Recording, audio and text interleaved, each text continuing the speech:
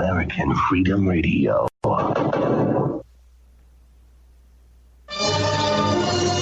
It's the Opperman Report.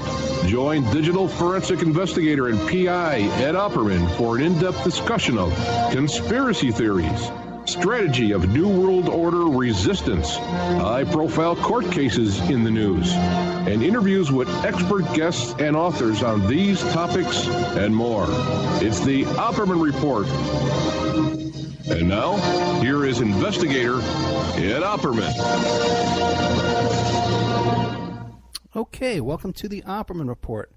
I'm your host, private investigator Ed Opperman, and this show is brought to you by Subash Technosis. You can go to subashtechnosis.com if you need any kind of website design, search engine optimization, press releases, data entry, digital marketing. As a matter of fact, any kind of a personal assistant, remote personal assistant type work you might need done, contact Subash Technosis. You can find them on Facebook at Subash Technosis LLC. I contact them all the time, little projects, little scut work, little ideas and stuff like that, and they always give me a good price. They're very cooperative, very easy to work with. When you talk to Subash, mention Ed Opperman, the Opperman Report, and you get a good deal. I've known him for over 13 years. Okay, very excited about today's show because it's one of these, man, I tell you, if there's anybody who knows more about Trump and Russia, I think it's Grant Stern. I don't think anybody out there is doing more cutting-edge work on this than Grant Stern at the moment. You can find him at his website, grantstern.com, but also the Stern Facts is where he updates a lot of his stuff. He has a Twitter account, and also he does a lot of work for Verified Politics. Grant, are you there? Yes, I am. Thanks for having me, Ed. Thank you. Tell us about yourself. Who is Grant Stern? Well, I'm a Miami native, a professional mortgage broker for over a decade. One of the 1%, 99% of us left the business. And over the last 5 years or so, I've become more politically active and started writing for Huffington Post. Then I began writing for Photography is Not a Crime for a while, and eventually for the Occupy Democrats family of websites, which is OccupyDemocrats.com and VerifiedPolitics.com. And this spring, I left Huffington Post and I started my own website, TheSternFacts.com, for all the investigative reporting that I'm doing about Trump, Russia, and, national politics in general.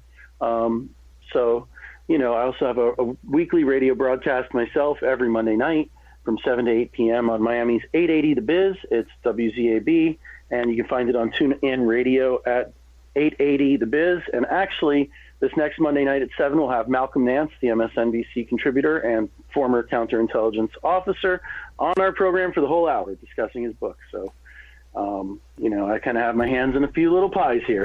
Busy guy. And you're having a baby.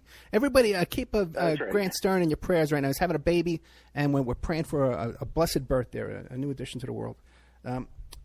Thank you. Yeah. Now, you came to my attention because I heard about this Rosneft. First of all, how do you pronounce that? Rosneft? Rosneft. Okay, Rosneft. Yeah. Now, and it's interesting because when you Google Rosneft, the first thing that the autofill comes up is Rosneft Trump. Okay, so that's likely. Yeah, so the story's out there, but you don't hear about it. Explain to us what's going on with this.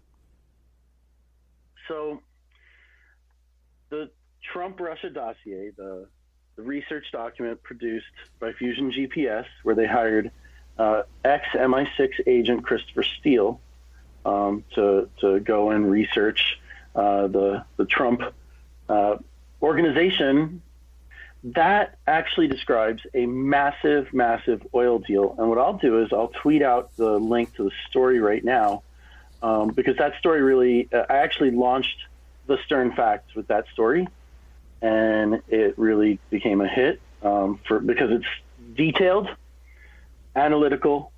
I revealed, by using some graphs and charts, I actually revealed a pattern of behavior that highlighted for the first time the importance of one particular event. And I also described the macroeconomic reasons, or let's say the motive behind Vladimir Putin's reasoning for committing a crime in the United States of interfering with our election. And the motives are very economic. I mean, they're really real life. It's not like something that he's just doing on a whim or for fun. It's not just adventurism. There are dollars and cents involved.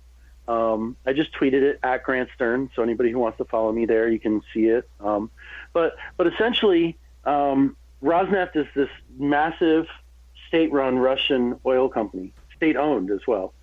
And it's run by Igor Sechin, who is a top deputy of Vladimir Putin. If you go to Rosneft's website, they have a press center, and you can see that Vladimir Putin shows up frequently to the meetings of Rosneft. If they have a meeting, Putin's there. Because what happened is, it's kind of a long story. I'm going to shorten it to the tiniest nutshell. There was a lot of different Russian oil companies for a while, and one of them was called Yukos. Yukos got taken over. Putin pretty much imprisoned. He imprisoned the owner of Yukos, took away everything that he had, put him in prison for a decade. Then, those assets got sold into a partnership called TNK BP, and British Petroleum BP owned a big chunk of it, and the rest was owned by a consortium of Russian oligarchs under what's called AAR. That's Access Alpha Renova. And Access is a gentleman named Len Blavatnik. Alpha Bank, Mikhail Friedman. And Renova is a partnership between Viktor Vekselberg, who is one of Russia's two wealthiest men today. I think he's the wealthiest one, besides Putin, of course. He's an ex-KGB officer. And he actually has, he's still, I think, very close with the Bank of Cyprus. He was on the board with Trump Commerce Secretary Wilbur Ross. And anyway, so he owns this company called Renova. Vekselberg and his partner, who is, not like news relevant. I mean, I'm sure he is, but he doesn't come up. Usually every focus is on Vekselberg. So those oligarchs own part of this partnership, right? I know it's complicated, but Yukos, TNK BP, and then AAR was a partner in this with BP. Well, eventually, Putin said, you know what? I want to consolidate all this. So Rosneft is going to buy out you guys. We'll take BP into Rosneft, and, you guys are done. So he shelled out $28 billion in 2013. Blavatnik received 7 of that. And he becomes important later. He's still important because he's a U.S. citizen residing in Britain, and he's Britain's first or second wealthiest man, depending on what year it is. So all of that happens, right? And it creates Rosneft, this massive, massive state-run oil company. And over time, other things happen. 2013, that's the purchase. Then Putin decides to invade the Crimea and annex it, causes sanctions. The Magnitsky Act landed in 2012, late 2012. That also caused sanctions. That's the topic of debate, the child adoption stuff. Right. And anyway, so as time goes on, Rosneft's executives become sanctioned, right? And eventually, like, Rosneft itself is pretty much sanctioned. So if you're already doing business, it's not illegal. It's not illegal to talk with this guy. But for example, last year during the election, Rex Tillerson went to an international meeting and met with the head of Rosneft, because that is the company that he signed the $500 billion deal with Exxon to explore Arctic oil. So this is a really high-profile company. I mean, it is the Exxon of Russia, except that it is state-owned, state-controlled, like 51% state-controlled. So, I mean, it sets the stage. That's like, okay, what is this giant Russian oil company? How did we get here? Because how we got here is so important. These names come up over and over and over again, and there's a reason. Because Vladimir Putin has a very small circle of friends, and they all control everything personally. So anyways, that segues into why they're important. Why is it that they were reported on? Why did Steele report on them? And then I kind of explained that in my story, Trump-Russia dossier decoded. Yes, there really was a massive oil deal.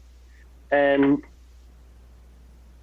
just to, before we set off into any of that, I'm just going to say that the Wall Street Journal published a story in June that pretty much just took what I wrote and just summarized it nicely about all the economic motives and how Rosneft was involved, but Putin's economic motives for interfering in the election.